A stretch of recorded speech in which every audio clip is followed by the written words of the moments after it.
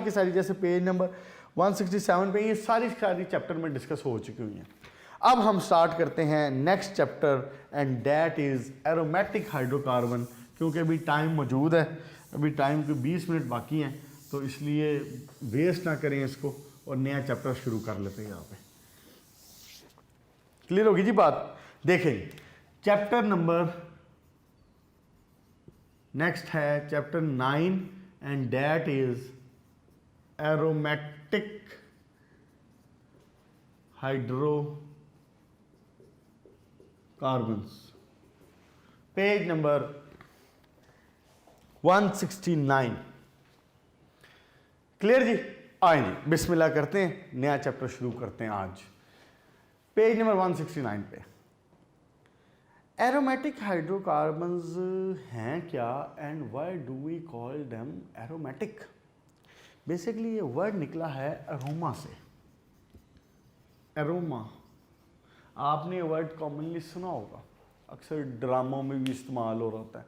वैसे भी बंदा कहता है यार इस चीज़ का अरोमा बड़ा ज़बरदस्त है। अरोमा मतलब खुशबू। आप कहीं घर में तशरीफ़ लेके जाएं, आगे से पुलाव बन रहा हो, आहा पुलाव बन रहा हो तो पूरे घर में वो पुलाव की जनाब बासमती चावलों की खुशबू फैली होती। आप कहते हैं वाह क्या अरोमा। आपके सामने कोई खाने की डिश ला के रखी जाए और जिसका बड़ा बेहतरीन किस्म का अरोमा और खुशबू हो, तो आप उसको भी कहते हैं कि ढक्कन उठाते साथ ही क्या क्या अरोमा है इसका, क्या बात। इनको भी अरोमा जो कहा जाता है ना, एरोमेटिक जो कहा जाता है, वो बेसिकली इनके अरोमा की वजह से कहा जाता था।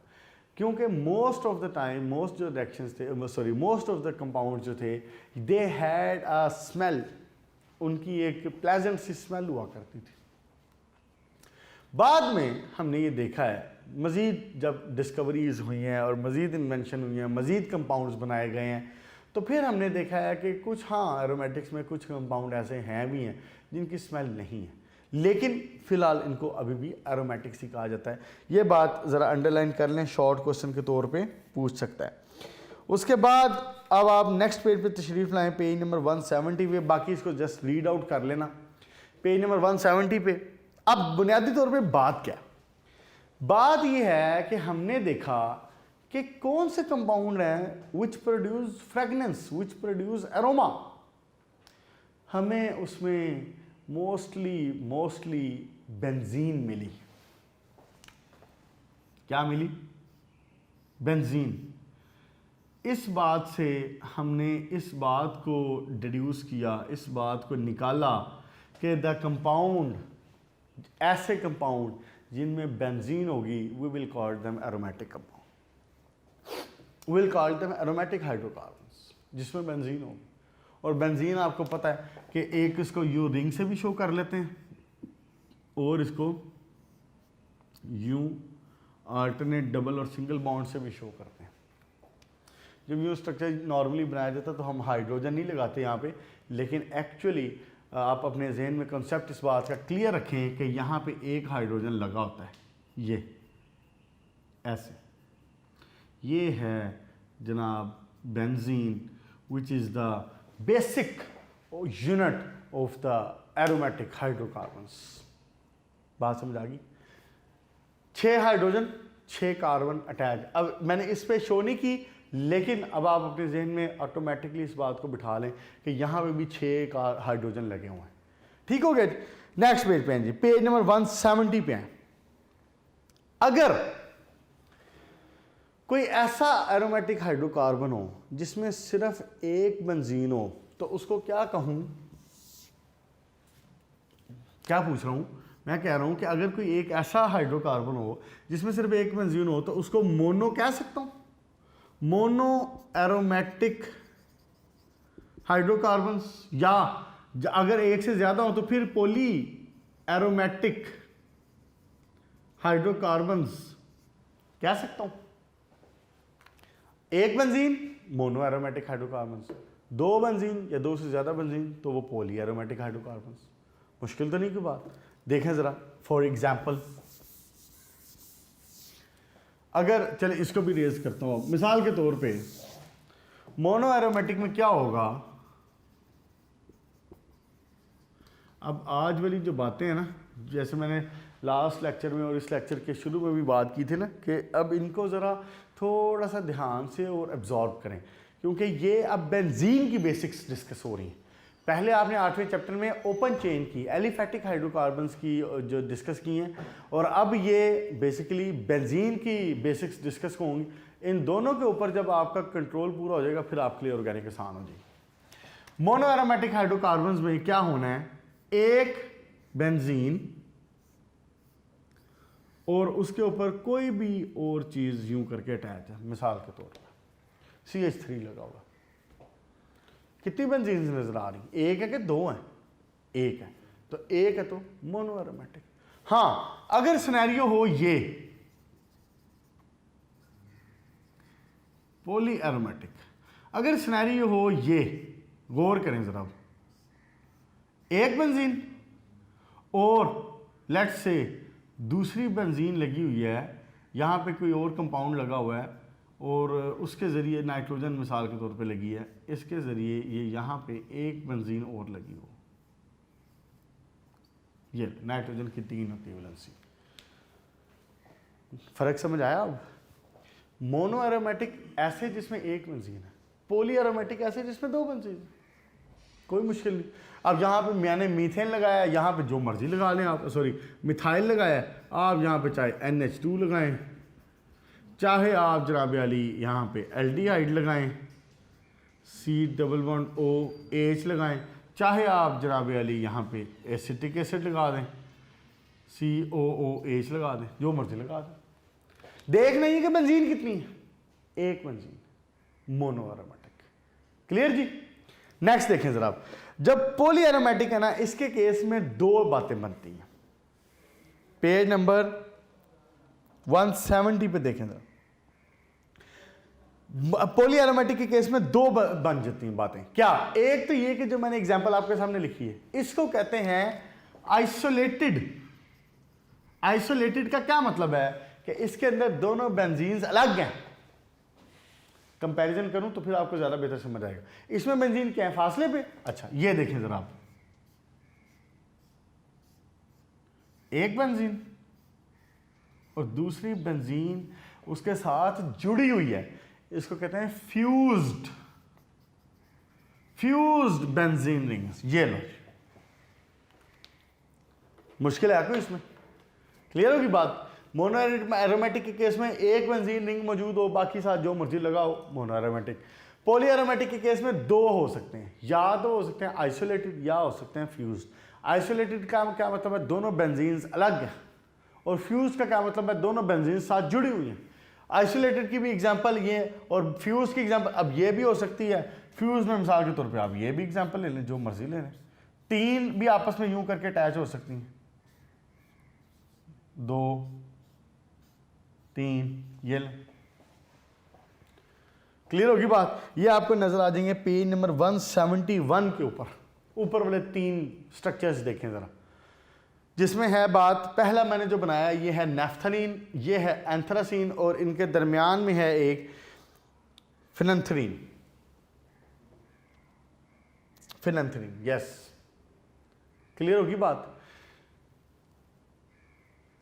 नेफ्थलीन, एंथ्रासीन, और अगर जो बेंजीन का तीसरा रिंग है वो यहाँ मौजूद हो, मैं चाह रहा हूँ कि एक ही बोर्ड पे सारा कुछ रहे ताकि आप एक दूसरे से कंपेयर कर सकें इसको, इसलिए रेज नहीं कर रहा। ये क्या है, ये स्ट्रक्चर क्या बन गया, फिनंथ्रीन का। एमसीक्यूज और सॉरी शॉर्ट क्वेश्चंस में ये 1-2 बार पूछा हुआ उसने बोर्ड में, वो कह रहे थे कि नेफ्थलीन का या एंथ्रासीन का या फिनंथ्रीन का इनका स्ट्रक्चर बनाएंगे, तो वो आपको ये बनाना पड़ेगा। इस वाले से ज़रा इसको ज़हन में रखिएगा। ठीक हो गया जनाब? उसके बाद और इसमें कोई ख़ास बात नहीं है, डायफिनाइल हो गया, ये बातें आगे भी इस्तेमाल हो जाएंगी, बस ठीक होगा। क्लियर जी? अब आए इसके नोमेनक्लेचर के ऊपर, नोमेनक्लेचर जो इसका है बेंजीन का, एरोमेटिक हाइड्रोकार्बन्स का, ये ज़रा मुख्तलिफ है किससे, जो पीछे आप 8वें चैप्टर में नोमेनक्लेचर पढ़ के आए हो उससे। नोमेनक्लेचर यानी कि इसके नाम कैसे रखे जाएंगे, इसके नाम कैसे रखे जाएंगे। नाम रखने में एक्चुअली हमारे पास दो तरीक़ेकार मौजूद हैं। पेज नंबर 171 पे बात कर रहा हूँ। नाम रखने में इसमें दो तरीक़ेकार मौजूद हैं। एक हमारे पास सिस्टम है ऑर्थो मेटा पैरा सिस्टम, और दूसरा है 1 2 3 4 5 6 ऐसे करके लगाया गया। ये बात डायरेक्टली ऐसे बुक में अलग से नहीं लिखी हुई, लेकिन चूंकि ये आगे इस्तेमाल होनी है इसलिए मैं थोड़ा सा बेसिकली आपको बता दूं। मैं दो तरह से नाम इस्तेमाल करूंगा। बेंजीन का नोमेनक्लेचर में रखने का, नाम रखने का दो तरह से तरीके होंगे, दो तरह की बातें करूंगा, आप देखेंगे मुख्तलिफ जगह पे। क्या, या तो मैं इस्तेमाल कर रहा हूँ ये अल्फाज ऑर्थो मेटा और पैरा, अभी मैं बताता हूँ कि ये हैं क्या, और या मैं इस्तेमाल कर रहा हूँ 1 2 3 4 5 6। ये वाले सिस्टम से तो आप वाकिफ भी हैं, 1 2 3 4 5 6 वाला, गिनती वाला, सिंपल काउंटिंग वाला, ये वाला सिस्टम आप पीछे एलिफेटिक में पढ़ के आए। ऑर्थो मेटा पैरा वाला ये थोड़ा सा नया होगा आपके लिए। अब इनको ज़रा तफसील से देखते हैं कि इस बात का मतलब क्या है। देखें तो ये आपके सामने मौजूद है एक अदद बेंजीन। जब ये मैंने आपको बताया था कि यहाँ पे बेंजीन, अच्छा ये प्यारी नहीं बनी, ज़रा इसको प्यारी सी बेंजीन बनाते हैं क्योंकि हमने इससे ज़रा काफ़ी काम लेना है अभी। ये देखें जी, अभी मैंने पहले जब स्ट्रक्चर बनाया था उस वक्त मैंने आपको बताया था कि मैं इसके ऊपर लिखूंगा नहीं हाइड्रोजन, लेकिन यहाँ पे हाइड्रोजन है। यहाँ पे क्या है, एक हाइड्रोजन है, यहाँ भी एक हाइड्रोजन है, इसी तरह पूरी सब की जगह पे मौजूद 6 हाइड्रोजन है। अच्छा, अब अगली बात सुने ज़रा क्या कहने लगा। क्या इसको बेंजीन को मैं C6H6 कह सकता हूँ? बिल्कुल कह सकता हूँ। बेंजीन का जो फार्मूला होता है, जिसका मॉलिक्यूलर फार्मूला है, डेट इज C6H6। क्यों C6H6 है कि इसके अंदर ये देखो 6 कार्बन, 1 2 3 4 5 6, ये बातें भी पहले हमारी हो चुकी हैं कि हम कॉर्नर्स को कार्बन के तौर पे शो करते हैं, क्योंकि ऑर्गेनिक केमिस्ट्री इतनी वसी है तो फिर थोड़ा सा उसको हमने चीज़ों को अपने लिए आसान भी कर लिया कि आप ज़रूरी नहीं है कि आप हर जगह पे कार्बन कार्बन लिखें, आप कॉर्नर्स बना दें तो कॉर्नर्स भी जो इसके हैं वो एज कार्बन शो होंगे। मैं पहले बात कर चुका हूँ, मिसाल के तौर पर आपके सामने एक ये स्ट्रक्चर हो जाए, ये स्ट्रक्चर क्या होगा, 1 2 3 4 5 6, इसका मतलब है कि इसमें 6 कार्बन है। हर कॉर्नर ये जो बन रहा है ये एक कार्बन को रिप्रेजेंट करता है। ठीक हो गया? अच्छा जी, अब इसके अंदर 6 कार्बन है और अभी हमने बात कर ली कि 6 हाइड्रोजन भी हैं, इसका मतलब C6H6 हो गया। जब बेंजीन में से एक हाइड्रोजन निकाल दी जाए तो इसको कहते हैं फिनाइल। अगर मैं इसको यूं करके शो करूं, 1 हाइड्रोजन निकल गई, पीछे बचा क्या, C6H5। ये मैंने क्या चीज़ शो की है, ये मैंने बॉन्ड शो किया है। जाहिर है C6H5 के वो ऐसे इस हालत में स्टेबल तो नहीं होगा ना, एक कोई ना कोई चीज़ तो आके साथ लगेगी इसके। इसको क्या कहते हैं, इसको कहते हैं फिनाइल। बात समझ आई क्या? जब C6H6 में से एक हाइड्रोजन को निकाल दिया जाए तो अब क्या बन गया, ये फिनाइल। क्लियर होगी बात? शक तो नहीं कोई? अब अगली बात देखें जरा। जब इस C6H6 के ऊपर यानी कि फिनाइल के ऊपर कोई एक सब्स्टिट्यूएंट आके अटैच हो जाए, सब्स्टिट्यूएंट तो बताने की जरूरत नहीं है ना आपके, सब्स्टिट्यूएंट क्या है? सब्स्टिट्यूएंट वो चीज़ है जो कि कोई भी चीज़ जो एक चेन, एक साइकिल, एक सर्कल से अलग हट के आके ऊपर अटैच हुई है, दैट इज सब्स्टिट्यूएंट। सब्स्टिट्यूएंट आके अटैच हो जाए तो नाउ, बात गौर से सुने, now substituted benzene, substituted benzene, benzene will be called aryl. अब इसको एराइल कहते हैं। समझ आई बात की? C6H6 था, एक हाइड्रोजन बीच में से निकला, अब इसको कह रहे हैं C6H5 को हम कहते हैं फिनाइल। अब फिनाइल इसको उस सूरत में कह रहे हैं when there is no substituent, substituent नहीं है। अब जब सब्स्टिट्यूएंट भी आ गया और आगे इसके ऊपर लग गया तो हम कहेंगे सब्स्टिट्यूटेड बेंजीन को क्या कहते हैं, हम एराइल कहते हैं। बस इसको कंफ्यूज नहीं करना। पेज नंबर 171 के लास्ट पैराग्राफ्स में देखें, ये बातें लिखी होंगी। क्लियर होगी जी बात? एराइल और फिनाइल की बात समझ आ गई। अब हम आते हैं बाकायदा बेंजीन के नोमेनक्लेचर की तरफ। ये बात ज़रा बुनियादी थी और ये मैंने कहा पहले बता दूं बीच में से। ले जी, ये है एक अदद बेंजीन आपके सामने। It has 6 carbons, it has 6 hydrogens. हम इसमें से किसी एक हाइड्रोजन को रिमूव कर दें और उसकी जगह पे कोई और चीज़ लगा दें तो यही जुमला जो मैंने अभी यहाँ पे लिखा था वो क्या बन जाएगी, मोनो सब्स्टिट्यूटेड बेंजीन। मतलब गौर करें ज़रा, लें, समझ आई बात की? इसका मतलब क्या हुआ कि हाइड्रोजन रिमूव, ऊपर आके लग गया मिथाइल ग्रुप। CH3 ग्रुप क्या है, मिथाइल ग्रुप। CH3 लगे, इथाइल लगे, प्रोपाइल लगे, वो लग जाए, एल्डिहाइड लग जाए, कार्बोक्सिलिक एसिड लग जाए, अमाइन लग जाए, नाइट्रो लग जाए, जो मर्जी लग जाए। पेज नंबर 127 याद फरमाएं, पेज नंबर 127 चैप्टर 7 का कोई ग्रुप आके लग जाए, एक लगा हुआ, एक मोनो सब्स्टिट्यूटेड। बात क्लियर? मुश्किल है क्या इसमें? एक लगा ना, मोनो सब्स्टिट्यूटेड। इसका नाम क्या होगा बताएं, इसका नाम क्या होना चाहिए? सिंपल, इसका नाम बताओ और साथ में बेंजीन का वर्ड लिख दो। इसका नाम होगा मिथाइल बेंजीन। गैप नहीं देते बीच में, गैप मैंने दिया भी नहीं है, वो ऑटोमेटिक थोड़ा सा आ गया। ठहरे मैं ख़त्म कर देता हूँ, कन्फ्यूजन ना हो। मिथाइल लिखने का तरीका ये है, मिथाइल बेंजीन। अब अगर इथाइल हो तो इथाइल बेंजीन, नाइट्रो हो तो NO2 हो तो नाइट्रो बेंजीन। कोई मुश्किल है इसमें? क्लोरीन हो तो क्लोरो बेंजीन, ब्रोमीन हो तो ब्रोमो बेंजीन, जो मर्जी उठा के लगा दे। अभी तक मैं बात किस चीज़ की कर रहा हूँ, मैं दोबारा दोहरा देता हूँ, मैं बात कर रहा हूँ मोनो सब्स्टिट्यूटेड की। ठीक हो गया? अब इसका नाम क्या होगा, क्लोरो बेंजीन। लो, कोई मुश्किल है इसमें? अच्छा, अब अगली बात देखें ज़रा, पॉइंट नंबर 2। हमने कुछ मोनो सब्स्टिट्यूटेड बेंजीन जो बहुत कॉमनली इस्तेमाल होते हैं उनके नाम भी रखे हुए हैं। हाँ जी, जो बहुत कॉमनली इस्तेमाल हुआ करती हैं ना मोनो सब्स्टिट्यूटेड बेंजीन्स, कुछ ऐसी हैं हमने उनके जनरल नाम भी रखे हुए। मिसाल के तौर पे अगर ये लगाओ, मिथाइल लगाओ, इसको कहते हैं ज़ाइलीन। ये आपने याद करने हैं सारे, इसको कहते हैं ज़ाइलीन। मैं लिखता जाता हूँ यहाँ पे। अगर मिसाल के तौर पे बेंजीन के ऊपर लगा हो NH2, इसको कहते हैं एनिलीन।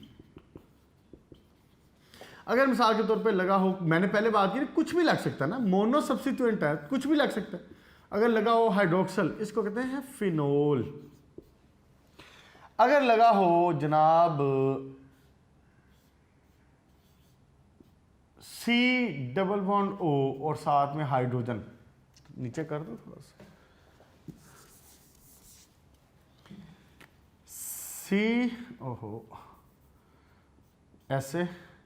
ऐसे ये होगी बेंजीन, C+O और साथ में हाइड्रोजन, ये हो गया बेंजल्डिहाइड। सुनते जाएं आप। अगर यहां पे लग जाए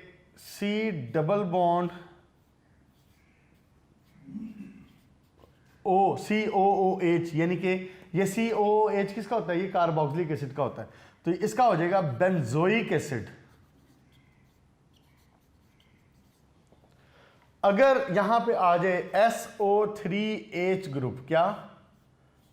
फिलहाल सुनते जाए जरा, बातें जो हो रही हैं ये नई नई बातें हैं, ये याद करनी है आपने अच्छे तरीके से। SO3H, इसको कहते हैं benzene sulphonic acid. Sulphonic acid, sulphur से लगा हुआ ना, सल्फर सल्फ्यूरिक एसिड से आता होता है। बेंजीन सल्फोनिक एसिड, बस फिलहाल ये 6 ही हैं। ये जो बेंजीन सल्फोनिक एसिड है ना, ये लिखी हुई है पेज नंबर 170 के दरमियान वाली जो फिगर है उसके लास्ट में। बेंजीन सल्फोनिक एसिड वहाँ से करना। बाकी ये 50171 पे पॉइंट नंबर 2 में जो टेबल बना हुआ है, फिगर बनी हुई है, उसमें लिखा हूँ। अब ओवरऑल पूरी बात की फाइनल बात क्या हुई है? पूरी बात की फाइनल बात ये हुई है कि हमने कुछ मोनो सब्स्टिट्यूटेड बेंजीन्स हैं ऐसी जो कि बहुत कॉमनली इस्तेमाल हुआ करती हैं, हमने उनके कुछ एक जनरल नाम भी रख दिए। अब वो जनरल नाम क्या हैं? मिसाल के तौर पे अगर किसी बेंजीन के ऊपर हाइड्रोक्सल लगाओ, वी से इट फिनोल। अगर किसी बेंजीन के ऊपर NH2 ग्रुप लगाओ, वी से इट एनिलीन। अगर किसी बेंजीन के ऊपर CH3 ग्रुप लगाओ, वी से इट ज़ाइलीन। अगर किसी के ऊपर एल्डिहाइड लगाओ, एक carbon double bond oxygen aldehyde का एक ग्रुप लगाओ एक कार्बन के साथ, वी से इट बेंजल्डिहाइड। अगर कार्बोक्सिलिक एसिड का एक कार्बन वाला ग्रुप लगाओ, हम कहते हैं उसको बेंजोइक एसिड। अगर सल्फ्योनिक एसिड का ग्रुप लगाओ, SO3H इसको बोलते हैं, तो ये this is called benzene sulphonic acid. और ये मैंने आपको बता दिया, ये ज़रा सेपरेट लिखा हुआ है, ढूंढते रहना बैठ के पेज नंबर 170 के सेकंड फिगर के ऊपर।